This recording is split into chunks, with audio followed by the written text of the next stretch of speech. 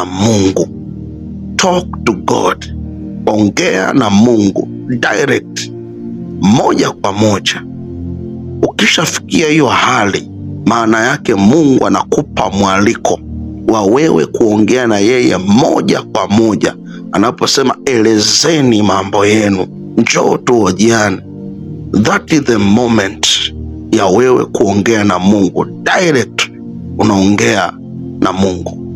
Ezekia akajigeuza, akaelekeza uso wake ukutani, akamwomba Bwana. Hakugeuza uso wake ukutani alafu akajikatia tamaa, alafu akaendelea kulala, alafu akaendelea kurelax kwamba mimi basi tena sasa siwezi kutoka tena mahali hapa. No, alijigeuza na akaelekeza uso wake ukutani, akamwomba Bwana direct. Sasa anamwomba Bwana. Angalia mstari wa 3. Wakati anamwomba Bwana, alikuwa anamwomba Bwana akisemaje? Anasema hivi: E Bwana, kumbuka haya.